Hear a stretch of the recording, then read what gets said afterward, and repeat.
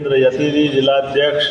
इस अवसर प्रदेश मंत्री राहुल कोठारी जी और सारे के सारे मित्र और आप सब, एक ऐसा अद्वितीय व्यक्तित्व डॉक्टर मुखर्जी का, जैसा कि हम सब जानते हैं, माननीय डॉक्टर मुखर्जी का जन्म के साथ उनकी जिस प्रकार से जीवन की पूरी यात्रा और उनके जो मन के संकल्प हैं वो अपने आप में बताते हैं कि एक अलौकिक व्यक्तित्व कैसा होता है, अद्वितीय व्यक्तित्व कैसा होता है। अपने मन के संकल्पों के सहारे से पढ़ाई में भी वो दक्षता जो विश्व के सबसे छोटे कुलपति तक उनको उम्र के दरमियान 33 साल में उस इंग्लैंड के सारी डिग्रियां लेकर के भी कलकत्ता तत्कालीन समय में मान के चलो कि ईस्ट इंडिया की एक तरह से वो उनकी केंद्र था कलकत्ता। उस कलकत्ता के अंदर वाइस चांसलर बनकर के भी जिस ढंग से उन्होंने भूमिका अदा की, और उसके बाद का जीवन भी हम सब ध्यान रखें कि मौका पड़ा तो विधानसभा में भी कांग्रेस से इस्तीफा देकर के निर्दलीय विधायक बनने का जिनमें मौका रहता है, और उन्हीं के कारण से बड़े पैमाने पर जिनने ये भांप लिया था कि बंगाल का विभाजन करा करके,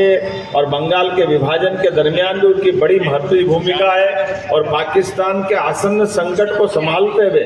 तत्कालीन समय के बंगाल के हिंदुओं को बचा करके देश के हिंदुओं के साथ रखने का जो उनका बड़ा योगदान था, ये अद्भुत था। और उतना ही नहीं, देश के आज़ादी के साथ जब वो अपने सरकार में, माननीय नेहरू जी की सरकार में मंत्री बनते हैं, तो उद्योग मंत्री करके भी जब उन्होंने काम करना प्रारंभ किया, तो हमारे देश की मूल जरूरत खादी ग्रामोद्योग बोर्ड की स्थापना कराना, हमारे उद्योगों की दिशा क्या हो सकती है, भारतीयता के आधार पर हमारे अपने इसी प्रकार के तमाम उद्योग धंधों से देश की दिशा क्या हो सकती है। लेकिन एक मंत्री आमतौर पर एक मंत्री तक सीमित हो जाता है, एक मंत्रालय तक सीमित हो जाता है, लेकिन अपने आसपास के सारे भविष्य के संकटों को देखते हुए जिस प्रकार से माननीय डॉक्टर मुखर्जी ने निर्णय बताया भी सही, और ये एहसास कराया पूरे देश को, माननीय नेहरू जी को, कि धारा 370 लगाना ये हमारे पूरे भारत की सांस्कृतिक एकता के लिए ये बहुत गलत निर्णय होगा। देश की आज़ादी के साथ ही ऐसे संकटों को पहचानना, इस दृष्टि से पहचानना, और कई बार पहचानने वाले तो मिल जाएं, समझने वाले भी मिल जाएं, लेकिन अपनी नीचे तक ऐसी जड़ें भी कि जनता के बीच में जनता के दिलों के ऊपर राज करने का मौका भी, और बुद्धिमत्ता की भी उत्कृष्ट पहचान डॉक्टर मुखर्जी, जिनने कहा कि ये निर्णय गलत है, और उस गलत निर्णय के परिप्रेक्ष्य में न केवल वो तत्कालीन मंत्रिमंडल से बाहर आते हैं, बल्कि कोई सोच ही नहीं सकता कि राष्ट्रीय स्वयंसेवक संघ से मिलकर के भी जनसंघ खड़ा किया जा सकता है। और जनसंघ भी उस दौर में जब जनसंघ के लिए राजनीतिक दृष्टि से हम सब याद रखें कि राष्ट्रीय स्वयंसेवक संघ से थोड़े दिन पहले ही उन पर प्रतिबंध लगा था। ऐसे प्रतिबंध के दौर के बाद उस समय का तो शून्यता का माहौल बना हुआ था, लेकिन उस शून्य वातावरण में भी भविष्य की संभावनाओं के बीज तलाश करके, और पहली बार भी जनसंघ का चुनाव जब लड़े हैं, तो राष्ट्रीय अध्यक्ष कोई कैसा हो सकता है, इसका आदर्श उदाहरण भी डॉक्टर मुखर्जी ने प्रस्तुत किया। 3 सांसद बने पहली बार जनसंघ के, और 3 में हमें गर्व है, चुने हुए जनसंघ के पहले सांसद भी अगर हमारे साथ बने तो डॉक्टर मुखर्जी बने, यह हमारे लिए सौभाग्य की बात है। ये पक्ष भी हमारा आना चाहिए। कांग्रेस को छोड़ करके जब विधान परिषद के बाद विधानसभा के चुनाव में कांग्रेस ने तत्कालीन परिस्थितियों में मुस्लिम परिस्थिति के आधार पर जब चुनाव लड़ने से मना कर दिया, उस समय भी दृढ़ता के साथ वो निर्दलीय चुनाव लड़े, और निर्दलीय चुनाव लड़के विधायक भी बने। और जब मौका पड़ा, ये अपने आप में हिम्मत की बात होती कि सांसद बन करके एक ऐसी पार्टी जिसका हाथों हाथ अभी कुछ ही समय पहले जन्म हुआ, लेकिन 3 सांसद बना करके आशा उम्मीद का लोकतंत्र के अंदर एक बड़ा संदेश दिया, और अपने विषय को लेकर के पूरे देश में इस बात का अलग जगाने के लिए ये हमारे लिए गर्व की बात है। आजादी के बाद भी, आजादी के साथ भी जो भारतीय जनता पार्टी या पूर्ववर्ती जनसंघ के जमाने से हमने अपनी भूमिका अदा की, लोकतंत्र के लिए सबसे बड़ी पहचान थी। डॉक्टर मुखर्जी ने जन आंदोलन खड़ा करते हुए अपने आप का बलिदान भी कर दिया कि एक देश में 2 विधान, 2 प्रधान, 2 निशान नहीं चलेंगे। और ये हमारे लिए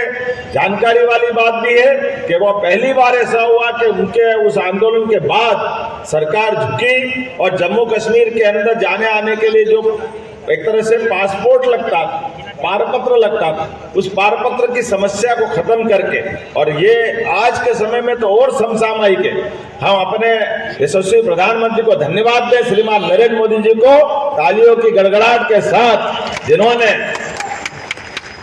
जनसंघ के जमाने से जो संकट था और जो संकट की कीमत देश ने चुकाई, ये पाप अगर किसी के सिर पे है तो कांग्रेस के सिर पे है। 40,000 से ज्यादा निरपराध सेना के जवान, पुलिस के जवान, आम किसान, मजदूर, गरीब, पर्यटक, सबको अगर प्राणों की आहुति देना पड़ी या अंग भंग हुआ या उस पूरे घटनाक्रम में अपने घर से विस्थापित होना पड़ा, तो पूरा पाप कांग्रेस के सिर पे है। कोई दुनिया की ताकत इस तरह की व्यवस्थाओं के लिए हमेशा सबक लेगी कि ये जो इस टाइप की चीज जो तत्कालीन रूप से कांग्रेस की 2 महान गलतियां, एक देश विभाजन की और एक देश विभाजन से आगे बढ़कर के जम्मू कश्मीर को नरक में ढकेलने की, ये दोनों गलतियों से बाद के समय में देश ने उसकी कारण कीमत को पहचाना है। आज के इस अवसर पर जब हम डॉक्टर मुखर्जी को स्मरण कर रहे हैं तो हम ये भी नहीं भूलें कि जनसंघ का पहला अध्यक्ष न केवल चुनाव जीतता है, जनता के बीच अपने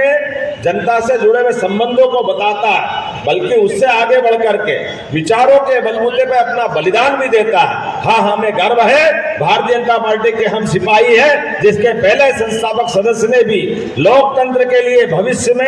आसन्न संकट को पहचान करके अपने आप को आहूत किया है। आइए हम संकल्प करें, आज उनकी जयंती के अवसर पर परमात्मा करें ऐसे दुर्दिन कभी नहीं आए और डॉक्टर मुखर्जी के बताए हुए मार्ग पे चलते हुए हमारा राजनीतिक दल आज विश्व की सबसे बड़ी पार्टी बनके एक अलग पहचान बनाने में सक्षम हुआ है और दुनिया का सबसे बड़ा लोकतंत्र बन करके यशस्वी प्रधानमंत्री के माध्यम से